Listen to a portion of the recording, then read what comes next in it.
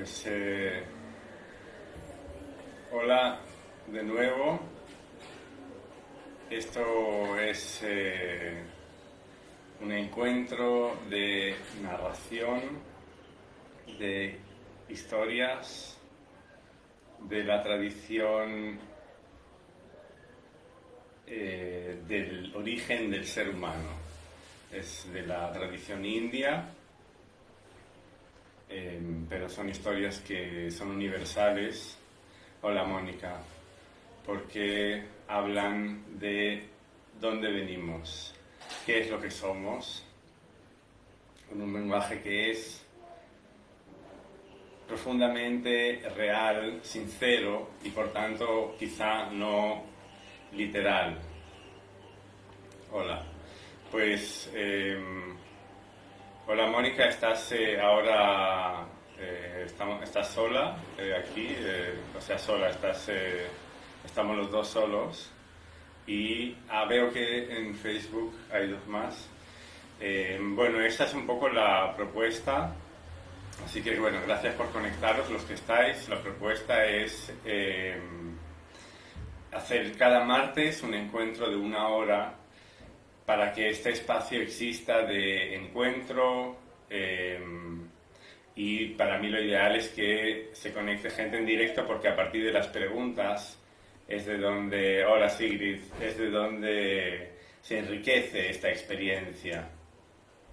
Y como ya he dicho muchas veces, viene de algo que yo hacía presencial, estaba en una tetería cada semana y después por tiempo no puedo hacerlo, y ahí se me ocurrió también la idea de hacerlo así online, que es todo un mundo muy distinto, porque bueno, es toda una experimentación, a ver cómo va funcionando esto y cómo se va adaptando a la rutina. Hola Noelia, de hacerlo cada semana bueno, porque veo que también nada, no, prefiero no analizarlo más. En Facebook se corta, sí, pero no sé si es que se corta en Facebook porque lo cortaba yo, porque me decía que habían problemas en la transmisión, en algún momento a mitad de la transmisión, pero parece ser que para los demás no había problemas, simplemente era algo que me avisaba el programa, entonces yo cortaba para volver a empezar. Pero viendo las grabaciones he visto que se veía perfectamente y se ve como yo corto y vuelvo a empezar, así que hoy intentaré no cortar, aunque me avise Facebook de que hay algún problema con la grabación. Pues mira, así estoy también experimentando un poco con este formato de hablar en casa y tener a la gente detrás de una pantalla y ir un poco adivinando qué es lo que está pasando con cada uno. También con este tema de la escucha, pues hago un poco de introducción que no tenía preparada, que esto forma parte de un proyecto que se llama Respirar el Mahabharata. El Mahabharata es una gran epopeya, una gran saga que describe cómo se llegó a una guerra civil que involucró a toda la humanidad, que hizo que cayera la era anterior a esta. Bueno, para que estén las cámaras alineadas y no tenga que ir mirando a una y otra.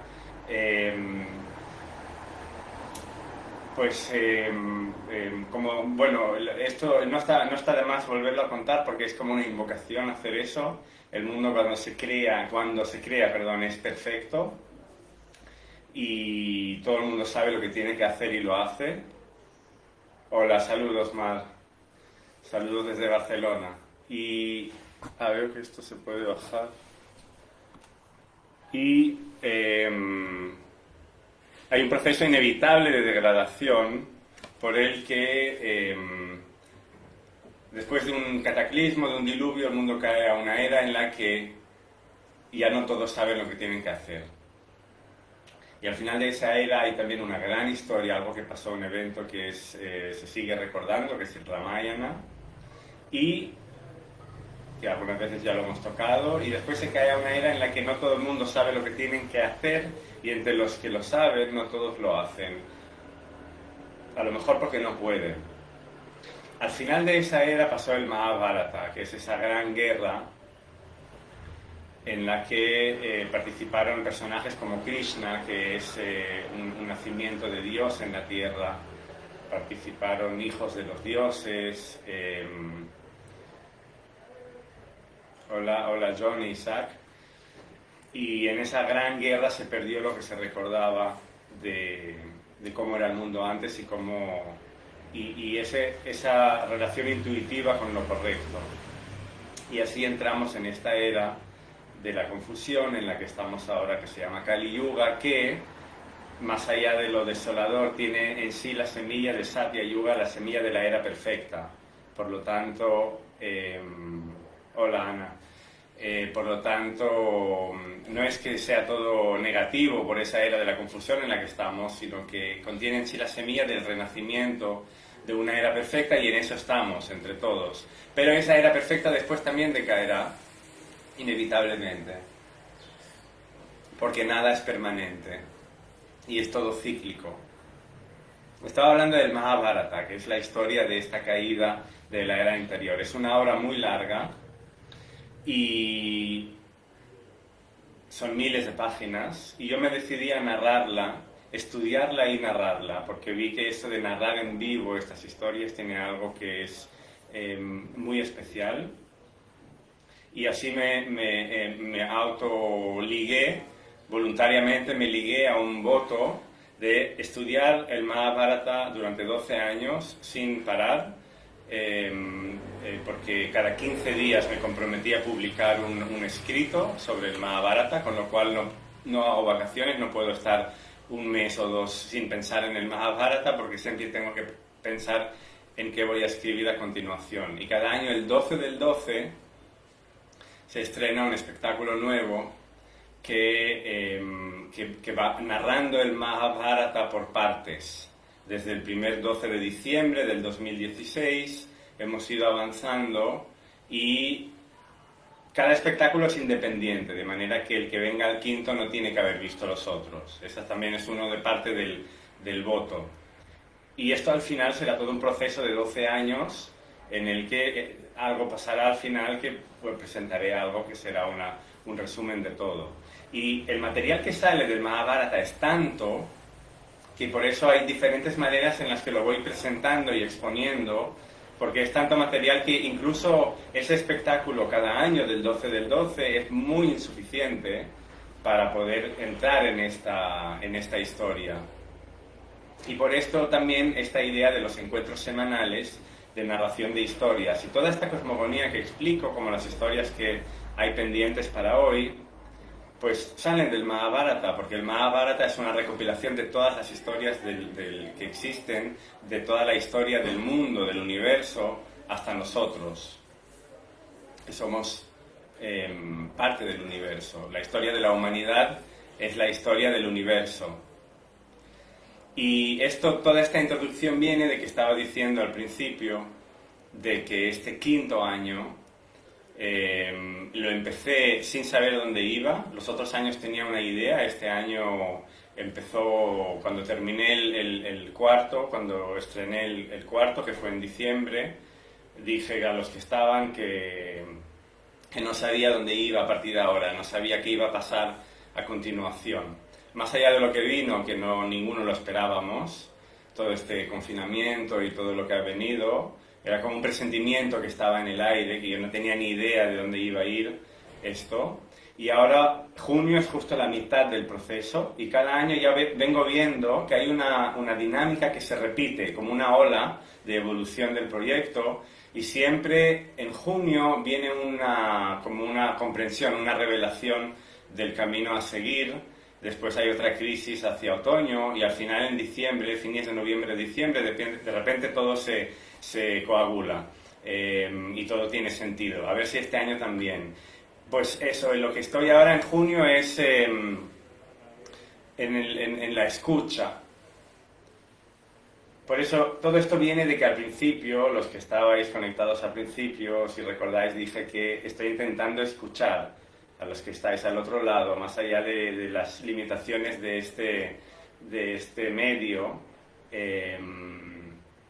y un poco investigando esto, porque este quinto año del Mahabharata habla primero de un exilio y confinamiento de los Pándava, de los protagonistas, que es interesante la sincronía, y después de esto viene las preparaciones a la guerra y los intentos de evitarla, que son varios mensajeros que van de un lado a otro y intentan presentar, sobre todo al lado de los Kauravas se llaman, los primos que odian a los Pándava.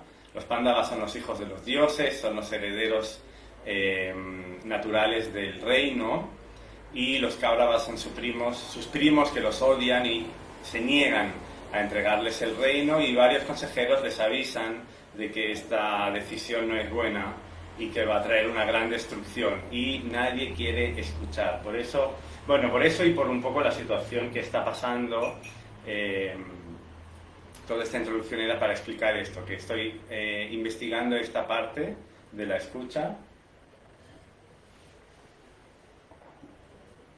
y también presentar una vez más de dónde viene toda esta idea de estos encuentros semanales y que forma parte de un proyecto más grande.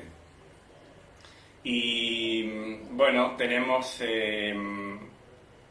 algunos pedidos. Siempre digo que quien quiera hacerlo ahora en vivo o quien quiera escribir después en diferido puede escribirme para preguntar lo que quiera, y siempre lo presentamos así los martes.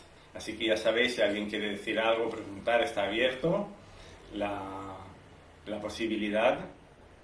Y una de las propuestas era, alguien quería hablar de la serpiente que sostiene el universo, que se llama Sesha, que podría significar algo así como residuo, y podríamos verlo como esto, como el residuo del universo, quizá, que lo está sosteniendo continuamente. Y esta serpiente, este naga, porque naga es el nombre de esta raza a la que pertenece Sesha, que son serpientes, pero serpientes un poco más especiales que las serpientes, digamos, físicas, porque pueden entrar en los mundos intermedios y viajar por ellos. Todo lo que existe nace de un plano intermedio que está entre la trascendencia y la materia. De hecho, ya forma parte de la materia, pero no es físico como la fisicalidad que conocemos, sino que es un plano que está entre medio, digamos, que tiene formas, tiene sensaciones, porque es el plano que percibimos con los pensamientos, con los sueños, con las fantasías. Por tanto, ya tiene unas formas, tiene elementos que son ya un poco físicos, pero allí todo está unido y no se puede dividir. Un conejo puede tener cuernos o puede tener alas, porque podemos combinar todo, y no hay pasado y presente. Igual que a veces cuando soñamos pasa que las personas nos hablan como si las conociéramos y las estuviéramos conociendo a la vez, o el ejemplo siempre es un vaso que se rompe en ese plano, se mantiene unido y tenemos las partes rotas y las partes unidas. Esto es lo que podemos experimentar con la fantasía, pero lo que vemos con la fantasía no es todo ese plano, va mucho más allá. Las profundidades no las podemos percibir, ya no tenemos elementos para hacerlo. Quizás sería algo parecido al sueño profundo, que no lo recordamos, pero no es que no estemos allí, porque forma parte de nosotros. Pues los Naga viajan a las profundidades de esos planos y pueden entrar al palacio del dios Varuna, que es el dios de las profundidades. A ver aquí. Que es un palacio de 1000 puertas a los que los Nagas pueden entrar y salir. Y es muy interesante la relación de los Naga con estas historias y con el Mahabharata que estamos contando, que esto creo que algunos de aquí ya por repetición lo tenéis oído, pero siempre es bueno volverlo a oír porque cada vez puede inspirar de otra manera distinta. Para intentar ir por orden, la madre de los Naga tenía una hermana, y estas dos hermanas, Kadru y Vinata se llaman. Kadru es la madre de los Naga. También recuerdo lo que muchas veces digo, que no intentar recordarlo todo, sino dejarse llevar por la historia, y va a quedar lo que tiene que quedar cada vez. Y estas dos hermanas estaban sentadas en el origen de los tiempos, cuando la reproducción todavía era por intención, por propósito. No era necesario el contacto físico, sino que por el mero propósito de quedar embarazado, de reproducir, pasaba la reproducción. Ellas miraban el horizonte de los mares cósmicos y empezaron a discutir sobre el color de la cola del caballo original, del caballo cósmico, que es blanco, y la Kadru, la madre de los futuros Naga, dijo que era negra. Y entonces hicieron una apuesta y dijeron: la que tenga razón, o digamos, mejor dicho, la que pierda será esclava de la que tenga razón. Ahí lo dejaron. Y justo en estos tiempos, que en estos planos todo pasa sincrónicamente y en paralelo, se encontraron con el rishi que se llama Kashyapa, el sabio que se llama Kashyapa, que él es el padre de todas las razas de seres, incluido, es el abuelo de la humanidad. Eso, si queréis, otro día se puede contar esto. Y le pidieron, Kadru le pidió tener 500 hijos, que sean 1000 hijos, perdón, que sean los más poderosos de la tierra. Y la otra, la hermana Vinata, le dijo: yo solo quiero 2 hijos, pero que sean más poderosos que los de ella. Y entonces Kadru parió un huevo y la hermana 2. Y el huevo de Kadru se abrió enseguida y salieron de él 1000 Naga, que se fueron por los planos intermedios, como serpientes, como seres alargados, como los dragones de la China, porque aparte es curioso que los nombres de Naga importantes después se encuentran también en la China, en los nombres de dragones importantes. Así que hay una relación allí, en esa descripción de esa raza de seres, bueno, tan inasibles. Ahora, como todo esto pasó en otras eras, en las que estas cosas eran más comunes, bien, Mónica, lo apunto y bueno, a ver si da tiempo hoy, porque había 2 cosas y si da tiempo hoy lo ponemos hoy al final y si no, pues lo apunto. La historia de Kashyapa. Y bueno, lo que decía de estábamos con los Naga, que se van a todos los planos. Y en ese momento voy a dejar el resto, los 2 otros huevos, porque aquí lo importante es que Kadru, la que dijo que la cola del caballo era negra, se dio cuenta de que no lo era. Antes de comprobar, antes de llevar a cabo la apuesta, la comprobación para ver quién ha ganado la apuesta. Y entonces rápido reunió a sus hijos, los Naga, y les pidió que, como ellos pueden tomar la forma que quieren, porque pueden entrar en el plano intermedio y salir a en la forma que quieran, en materializarse como quieran, les pidió que se pusieran encima de la cola y la taparan y la dejaran negra para que ella ganara la apuesta. Y ellos se negaron primero, no les pareció esto ético.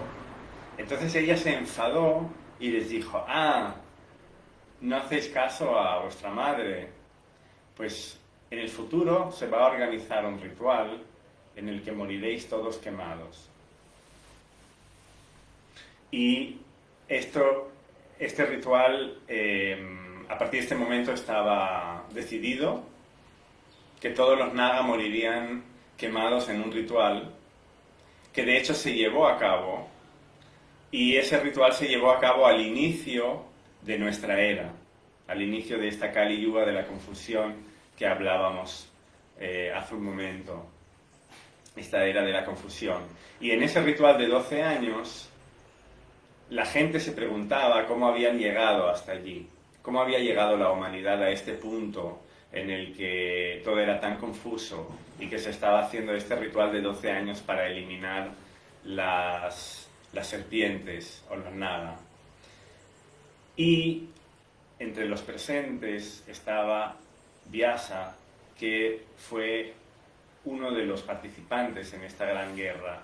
Fue el abuelo, hola Dima y Gloria, fue el abuelo de los protagonistas de esta guerra, y él durante el ritual fue contando todo lo que había pasado y todo lo que él recordaba, porque Vyasa recuerda todo, la historia cósmica, recuerda todos los orígenes del universo. Y de todas las historias que él fue contando durante este ritual de 12 años, fue lo que después se fue renarrando, y es lo que ha llegado hasta nosotros en estas historias, estos encuentros que hacemos. De hecho, se lo deben todo a este ritual de 12 años para destruir a las serpientes. Por eso digo que la relación con nosotros es muy interesante. Hola, Oli. Buenas tardes. Y aquí también, volviendo a ese momento, que es para llegar a lo que se había pedido en la historia, volviendo a este momento en el que los nagas se enteran, cuando su madre les dice vais a morir todos quemados en este ritual de 12 años, pues empiezan a pensar cómo evitarlo. Y empiezan a hablar entre ellos, y unos dicen, claro, como ellos pueden tomar la forma que quieren, pues unos dicen, ¿por qué no nos convertimos en nubes de tormenta y llovemos sobre la ceremonia cuando pase y apagamos todos los fuegos? Y otros dicen, podríamos convertirnos en perros y entrar y lamer los objetos del ritual y hacerlos inservibles, o orinar sobre ellos y hacerlos impuros. O incluso a algunos se les ocurre que podríamos convertirnos en brahmanes, en sacerdotes, y entrar a escondidas en el ritual y hacerlo mal, para que se destruya el ritual y no funcione. Se les ocurren muchas cosas, cada vez más malévolas. Incluso ya empiezan a pensar en matar a los sacerdotes que van a estar involucrados en este ritual. Y hay uno de ellos que no puede escuchar todo esto, que no lo soporta, y él se retira, se aleja de allí y se pone a meditar solo y hacer ejercicios de ascetismo, de transformación de la energía, ayunos, de manera que queda todo seco. Ahora es cuando me pone que hay problemas en reproducir en Facebook. No sé si alguien lo está viendo, si puede decir si se sigue viendo, porque no me queda claro si cuando pone eso es que se sigue viendo o no. De momento lo dejo grabando. Y parece que no. Y cuando pasa que alguien, sobre todo en estas eras en las que las cosas eran tan puras y tan intensas... Ah, bien, gracias, Ana. Cuando alguien hace estos ejercicios tan sinceros de renuncia o de meditación, se le aparecía, o se aparece todavía, Brahma, que es el mismo despliegue de la realidad. Lo digo así porque no es solo un personaje. Muchas veces he contado que del origen, cuando empieza la creación, del origen del todo indiferenciado, nace una flor de loto que se abre en todas las direcciones, y cada pétalo es un pliegue de la realidad. En el centro está Brahma, que es la expansión, el que despliega todo esto. Y está en todas partes esto, porque el todo, el uno... Gracias. Sí, gracias, Mónica, es perfecto. Vamos a probar así esta vez. Y esta flor de loto florece en todas las direcciones, porque el centro está en todas partes. Es como un decir que él se encuentra con esta expresión del todo, Sesha, este miembro de la tribu de los Naga que se había apartado, y Brahma le dice, no deja de hacer esto, no concentres tanta energía, porque está empezando a sacudir los mundos. Y él le dice que se avergüenza. César dice, pero es que me arrepiento y me avergüenzo de lo que están haciendo mis hermanos, de lo que están planeando. Yo no quiero tener nada que ver con eso. Y del arrepentimiento de estar emparentado con ellos, estoy aquí retirándome de todo. Y Brahma queda impresionado por estas palabras, y le dice, pídeme lo que quieras. Que es un momento muy importante, porque en muchas historias se repite todo el rato este tema, que se habla de estos momentos en los que grandes personajes de la historia prehistórica, prehistórica, de la historia cósmica, llegaron por estos ejercicios espirituales, llegaron a encontrarse en ese momento en el que Brahma, la expansión de todo, les dice, pídeme lo que quieras. Y ahí hay una trampa, porque los dioses ya han estado influenciando esto, porque cuando alguien hace todos esos ejercicios, empieza a aumentar su capacidad de transformar la realidad. Y por eso va pasando por filtros. Primero, los dioses lo envuelven de apsaras, que son como bailarinas celestes, son gotas de agua, son acuáticas, y están en la lluvia, en las nubes, en los ríos, bailan alrededor del dios del rey de los dioses, de Indra, que está relacionado con los sentidos también. Son muy sensuales, muy seductoras en el sentido de que seducen la percepción, y uno deja de concentrarse porque empieza a disfrutar de la belleza que lo rodea. Bueno, eso ya va interrumpiendo esa acumulación de energía. El que está tan decidido que no se deja influenciar por esto, empieza a sufrir pues las inconveniencias, ataques de los dioses en forma de calor, en forma de dificultades meteorológicas o del tipo que sea, que hacen que pueda pensar que debería renunciar a lo que está haciendo. Y si atraviesa todo esto, se encuentra con Brahma, y parece que uno ya ha llegado al fin del camino, y es una trampa, porque Brahma dice, pídeme lo que quieras. Y ahí los que han intentado conseguir algo del mundo acaban cayendo, acaban volviendo a la confusión. Y estos son los ejemplos de grandes seres asúricos, se llama, o podríamos decir demonios o titanes, que han llegado a este punto y le han intentado pedir a Brahma la inmortalidad, que es un gran error, porque no existe la inmortalidad que sea impermanente, o que sea permanente, perdón, que sea sostener un cuerpo permanentemente, porque todo es impermanente. Y entonces Brahma les dice, esto no lo puedo dar porque yo mismo soy impermanente. Y ahí intentan engañarlo con la palabra. Por ejemplo, hacer una lista de todo lo que no le pueda dañar. Y siempre hay algo más que te pueda dañar. Uno dijo, no quiero que me dañe nada que ni esté en el cielo ni en la tierra, que no sea ni de día ni de noche, que no sea ni animal ni bestia, ni dentro ni fuera. Como si, aquí, ¿qué más queda? Bueno, pues nació la divinidad en forma de hombre con cara de león y lo mató en las rodillas de él, de manera que no estaba ni en el cielo ni en la tierra, en el umbral de la casa, que no estaba ni dentro ni fuera, justo al atardecer, cuando el sol se pone, pero todavía hay luz, que no es ni día ni noche.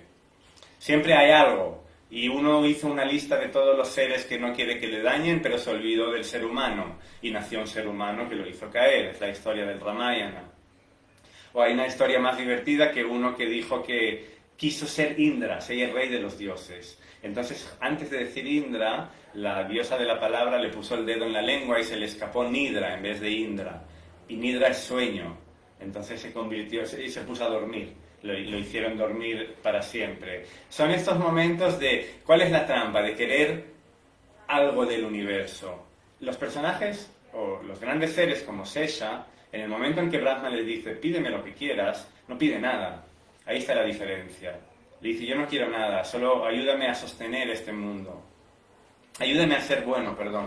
Ayúdame a entender lo correcto y poderlo hacer. Es lo único que quiero. Y esto es cuando realmente Brahma se impresiona y le dice, Sesha, tu decisión y tu voto y tu acto es tan especial que me gustaría pedirte que sostuvieras tú el mundo, porque veo que tienes carácter para hacerlo.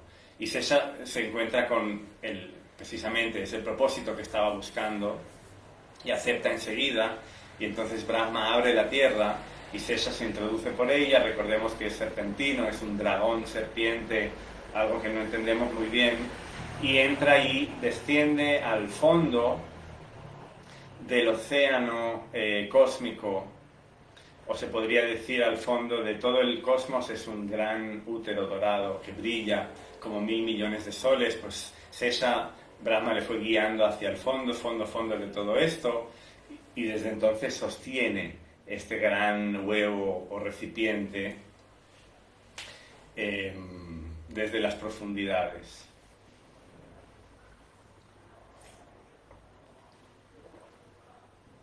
Y uno de los dibujos muy conocidos en la India es que vemos una gran serpiente y encima está Vishnu, la divinidad en forma de un hombre azulado, que mientras estira tiene en el dedo un disco.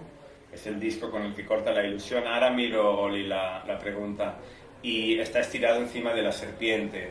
Es una manera de describir esto, porque Vishnu es todo, es el mundo. Entonces se puede describir dibujando una serpiente y un huevo encima dorado, o dibujando a Vishnu que está en todas partes. Entonces también está apoyado sobre Sesha, que sería como el residuo de las cosas. Es interesante, como quizá las formas de la esencia. Cuando Dhruva, que es una historia que contamos hace poco, otro martes, se encuentra con Vishnu, pasa algo parecido. Es otro de los ejemplos de esto. Dhruva es el nombre de la estrella polar, que significa estable porque es el punto más fijo del cielo, que fue originalmente un niño que se fue al bosque a meditar por una ofensa que le hicieron durante muchos años, hasta que se le apareció Vishnu. Y también pasó que Vishnu le dijo, pídeme lo que quieras, y le dijo, no quiero nada, solo quiero saber cómo dirigirme a ti. Y eso Vishnu le inspiró un canto que canta cómo dirigirse a esto, a la divinidad, lo que está en todo. Y este canto impresionó tanto a los sabios del cielo, las estrellas del cielo, que son sabiduría que brilla, pues lo elevaron y lo pusieron en el centro del cielo y lo circunvalan en señal de honor, que esto es lo que hacen las estrellas, que van girando alrededor de la estrella polar. Pues es exactamente otro ejemplo de esto, de la diferencia entre, en ese momento clave, que ya parece que ya está, que uno ha conseguido el objetivo, pues renunciar a ese objetivo. Y ahí es cuando pasa la transformación, que es un poco distinta a cambiar el mundo a voluntad, porque eso es imposible, esto siempre es temporal. Bueno, es interesante esto, y quizá ahí está la relación con algo que preguntaba alguien que no se ha podido conectar, pero me escribió antes de que no iba a poder conectarse, pero que le interesaba el tema de la serpiente, que imagino que verá la grabación, y hablaba de las imágenes de la Virgen pisando una serpiente, que en ese caso es el diablo, pero es interesante la relación pictóricamente es parecido, es bastante parecido. Entonces, bueno, ahí no prefiero no interpretar, creo que cada uno puede hacer las relaciones que quiera, pero es parecido, es como los nagas son algo muy parecido, que por una parte no son exactamente amigos de la humanidad, pero también son imprescindibles, forman parte del mundo. Por eso no se pudieron exterminar. En ese ritual de 12 años, si recordáis que la madre les dijo vais a morir todos en un ritual de 12 años, que efectivamente se hizo, no funcionó el ritual, no salió bien, por algo que los Naga hicieron de antemano. Y que no fue una trampa. No consiguieron evitarlo por trampa, sino al revés, por colaboración. Porque los Naga ayudaron a los dioses y a sus enemigos, los Asura, a extraer el elixir de la inmortalidad. Y aquí acabo de decir que la inmortalidad Drama dice que no existe, pero sin embargo sí existe un elixir de la inmortalidad, que se saborea entre líneas cuando se escuchan estas historias. Ahí, no sé, si algún día lo entenderemos, alguien me lo puede escribir, pero bueno, ahí está, los dioses y los Asura colaboraron para extraer este elixir de la inmortalidad de las aguas cósmicas, y para hacerlo las removieron todas y pusieron en el centro un eje, que es la montaña más alta del universo, que las movía todas, y enroscaron alrededor un Naga, uno de estos seres, porque como pueden tomar la forma que quieren, se pudo hacer tan largo que permitió suficiente cuerda para enroscarse alrededor de la montaña más alta del universo, y que de un lado la agarraran los dioses, del otro los Asura, y fueron estirando para moverlo y remover las aguas. Por esa gran ayuda, que gracias a eso se extrajo ese elixir de la inmortalidad, y gracias a eso existe el elixir, esté donde esté y sea lo que sea, pues recibieron este premio de los dioses, de que cuando la hermana de este que participó, que se convirtió en cuerda para mover la montaña, cuando su hermana se casara con alguien que se llame igual que ella, complejo se lo pusieron, el hijo los salvaría de este ritual. Hola, Sergio.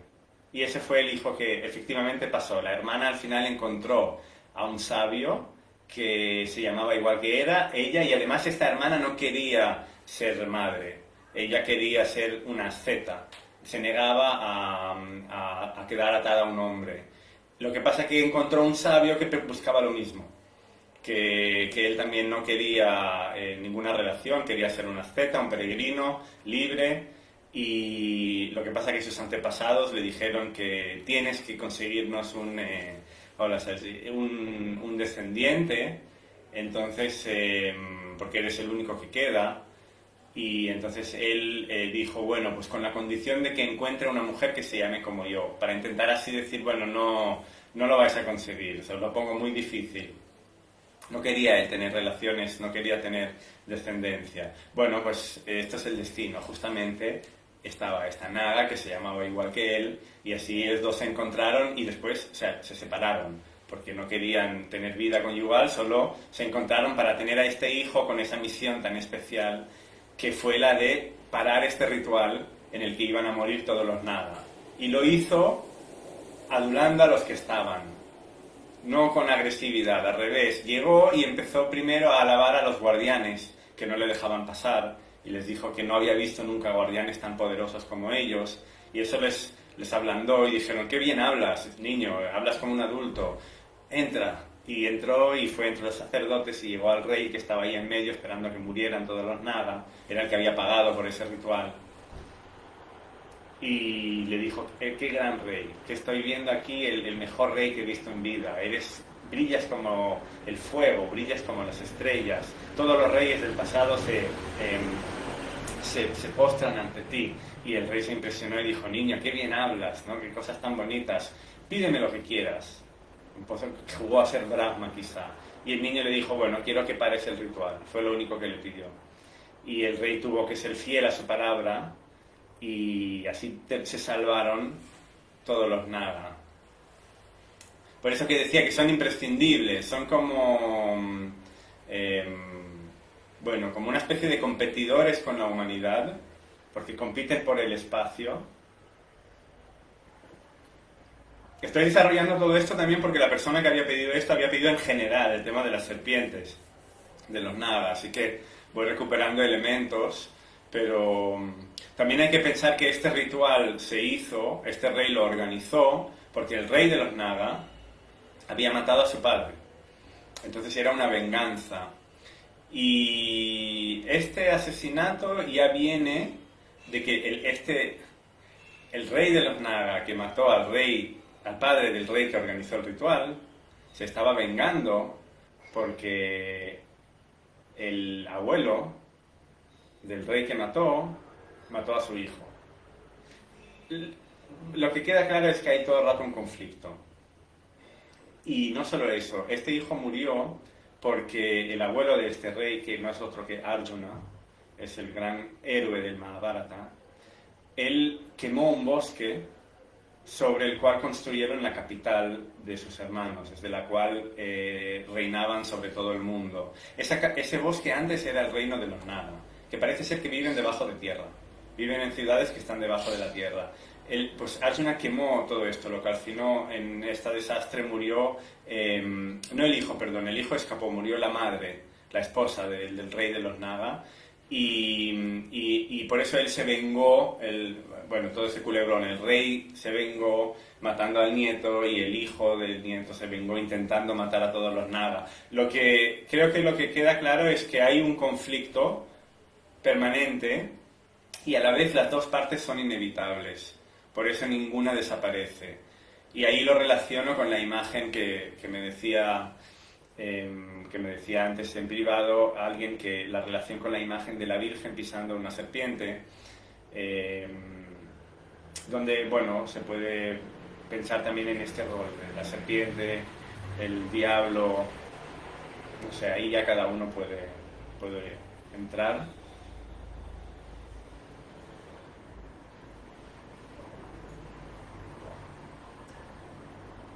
Si hay preguntas, comentarios, son bienvenidos. El plan de hoy era hablar de dos cosas. No sé si va a dar tiempo para entrar en profundidad en lo siguiente, que es la vaca sagrada. Es un salto grande. También, bueno, un poco... esto es una experimentación, estos encuentros de ir también pasando de un tema a otro, porque cuando lo hacía en presencial, cuando estuve en esta tetería durante un par de años, las transiciones eran menos bruscas porque había otro tipo de relación. Y aquí es como que, bueno, hay como un plan y voy diciendo. Y nada, es interesante, estoy experimentando con las sensaciones, escuchando lo que pasa con estas transiciones. Pero también estoy convencido de que se combinan los temas por algo, hay sincronías, y lo que la gente pide y que justo en un día se comenten dos cosas a la vez, pues tendrá algún sentido que se me escapa, pero es interesante las asociaciones que salen de esto. Y el tema de la vaca sagrada es interesante y es algo que se pregunta bastante por la relación con la tradición en la India, de la relación con la vaca, y es interesante que desde el punto de vista de las historias va mucho más allá de, ¿cómo diría? Mucho más allá de lo material. Es primero importante decir que la palabra go, que es vaca en sánscrito, está emparentada con la palabra luz, porque es una derivación de ga, que significa luz, ir. Entonces, esto se ha comentado más de una vez y también hay quien lo niega, pero para mí tiene mucho sentido escuchar todas las historias sobre vacas, teniendo en cuenta que también están hablando de luz, porque está relacionado, y en un punto también porque la materia viene de la luz, y la vaca es la abundancia, y la abundancia material no deja de ser también energía, y desde el punto de vista de las historias, etimológicamente, todo el rato están relacionadas estas historias. Una de las historias más antiguas de la India, que aparece ya en los Vedas, que son los textos más antiguos, habla de que unas tribus que se llaman Pani, que son oscuros, secuestraron las vacas de los dioses, los Deva, que son los brillantes, y las escondieron dentro de una montaña con miles de cuevas pequeñas, y ahí las pusieron todas, a las vacas las separaron, el ganado. Y los dioses lo descubrieron dónde estaban las vacas, gracias a una perra que tenían, que es la diosa de los perros, que se llama Sarama, que significa fluido también, ¿no? Viene emparentado con la etimología de fluido. Ella fluye y encuentra el lugar, y primero los Pani intentan convencerla para que se quede con ellos. Y ella dice que no, que ella es fiel al fuego y a los dioses. Y vuelve y avisa de dónde están las vacas, delata. Y entonces el gurú de los dioses, Brihaspati, el planeta Júpiter, con la palabra sagrada,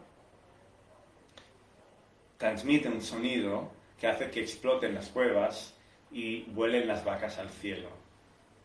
Es una historia surrealista un poco que los primeros traductores de los Veda al inglés interpretaron como que está hablando del encuentro del pueblo ario que venía de Europa con los pueblos oscuros de la India y que les robaban las vacas, y por eso inventaron esa historia. Bueno, pues eso, en un punto, hacia principios del siglo XX, en la India cada vez se veía más ofensivo esta interpretación, porque era una manera de simplificar una tradición que era mucho más filosófica de lo que se quería aceptar, y se insistió, sobre todo intelectuales de esta época que habían estudiado en Inglaterra y podían dialogar con los europeos en sus herramientas filosóficas, insistieron en esa relación etimológica de vaca y luz, desde la cual tiene mucho sentido la historia, pensando en que lo que se roba es la luz por la oscuridad, y que la palabra sagrada libera esa luz, que va al cielo. Tiene mucho más sentido que la luz vaya al cielo que no vacas. Y también, a partir de ahí, bueno, ya puede uno inspirarse y pensar que una montaña llena de compartimientos puede ser también el cuerpo humano, que cuando medita tiene forma de montaña, y ahí pues la separación de todo va separando la luz, que es una, y la palabra sagrada abre todo y lo libera. Entonces, bueno, esto desde un punto de vista académico todavía se rechaza esa interpretación, pero no deja de ser interesante. Y hay un libro de un sabio que se llama, no recuerdo el nombre propio, pero de apellido Aurobindo, que escribió Aurobindo. Yo lo conozco por Sri Aurobindo, pero tiene un nombre. Sri Aurobindo significa el honorable Aurobindo, pero cuando se le cita aquí, se le cita con su nombre propio, que no lo recuerdo ahora, y tiene todo un libro sobre interpretando esto de una manera muy profunda y muy interesante, bueno, que todavía he visto hace poco en un curso académico, vi que se negaba ese libro como una interpretación esotérica no interesante. Pero bueno, ahí cada uno puede investigar por sí mismo y ver qué le interesa, y lo cuento así con estas dos versiones porque tiene mucho que ver con esta relación de la vaca como animal, como este animal mamífero grande y lento, fuente de la abundancia en el sentido de leche, de trabajo, y la luz, y pensar de dónde viene esta abundancia. Bueno, poéticamente las dos versiones son correctas y las dos también se corresponden. Y entonces, en ese sentido, desde este lugar poético, la tierra es una vaca sagrada, porque es la fuente de la abundancia. Y en los tiempos en que la reproducción no era física, sino que se hacía por intención, que lo decía antes, como el ejemplo de estas hermanas, la madre de los Naga y su hermana. También los reyes los instauraban los sabios, los rishi, los sabios de las estrellas. No era por hereditario, sino que ellos decidían quién sería rey. Y pasó que uno de estos reyes que ellos pusieron en la tierra para que gobernase, para que ordenase todo, se volvió arrogante Y como todo estaba a su cargo, él empezó a pensar que nada en el universo hay más allá de él, que no tiene sentido rezar a cosas invisibles. Bueno, estamos hablando de lo mismo con las vacas y la luz. Él se llamaba Bena, este rey, y él prohibió hacer más rituales y rezar a cosas invisibles, y dijo que todas las ceremonias tenían que estar dirigidas a él y que lo único que había para adorar era él, el rey, porque el rey es el que decide las cosas y el rey es el que decide si tienes o si no vas a tener.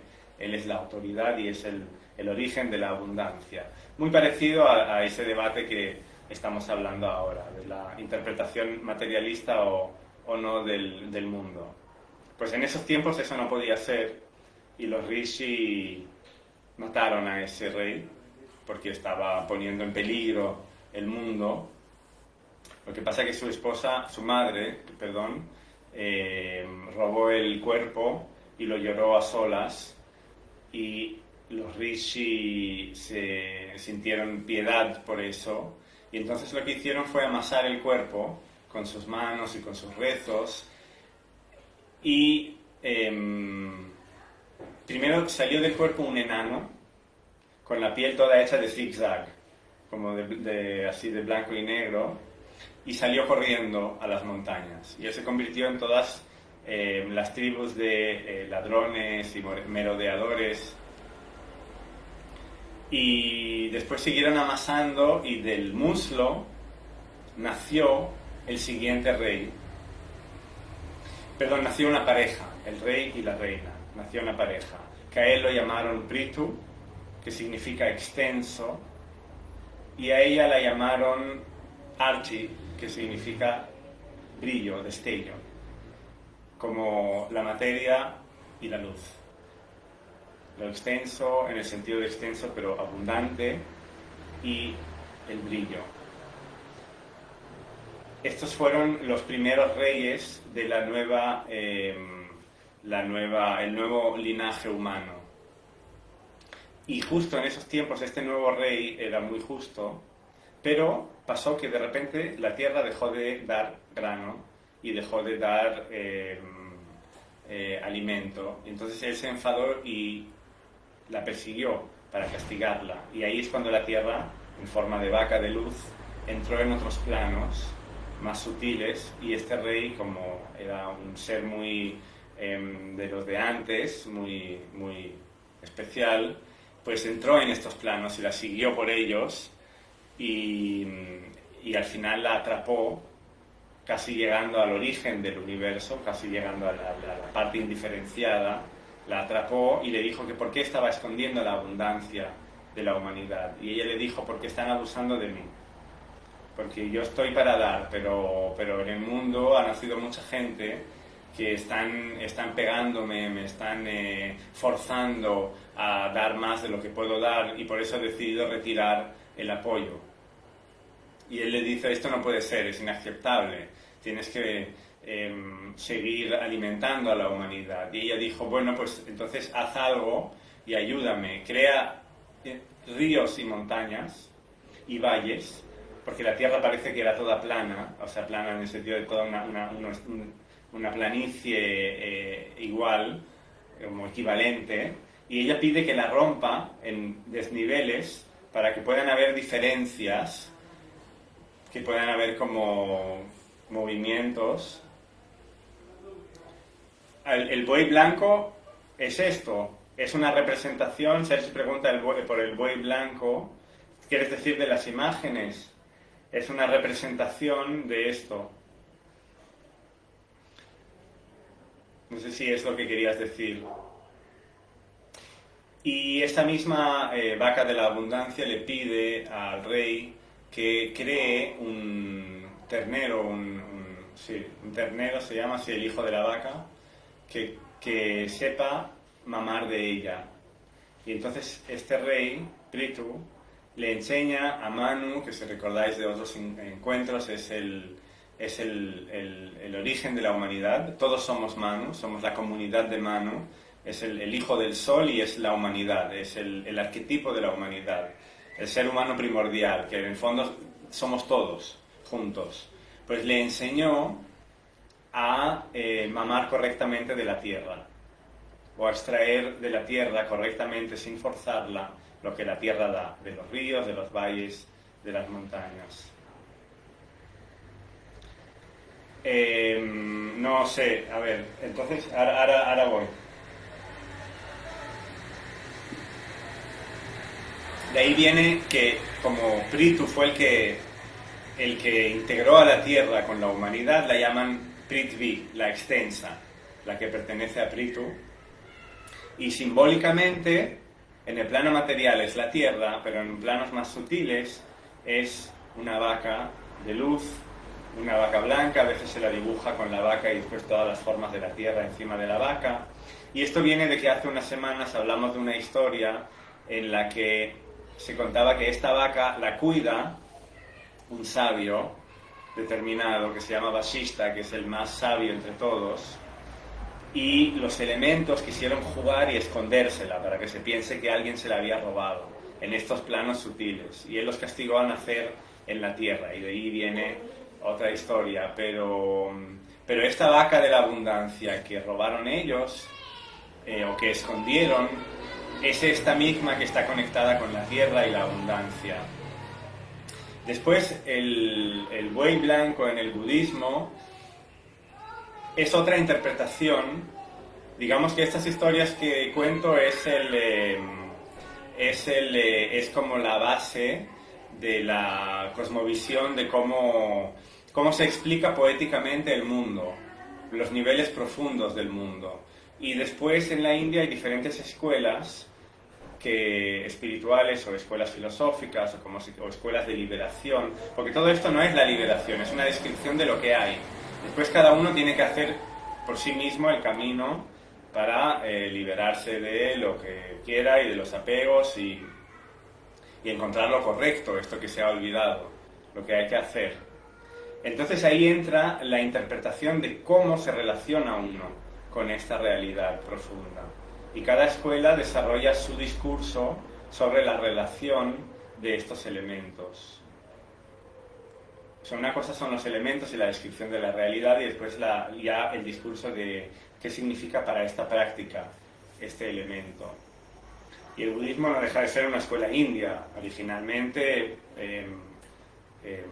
nació en la India, y los elementos que usaban hablaban de Brahma, de los Deva, de todos los Naga, todo lo que conocían, porque es un lenguaje que habla de la realidad, no es más que eso, es la realidad profunda. Otra cosa es cómo uses y cómo te relaciones con los Naga o con los Deva o con lo que sea. Eso ya depende por la escuela. Entonces el budismo es una que tiene su relación con esto. De ahí el discurso particular sobre esto. Concretamente lo que pregunta Sergi del buey blanco del budismo no lo conozco, entonces no sé si...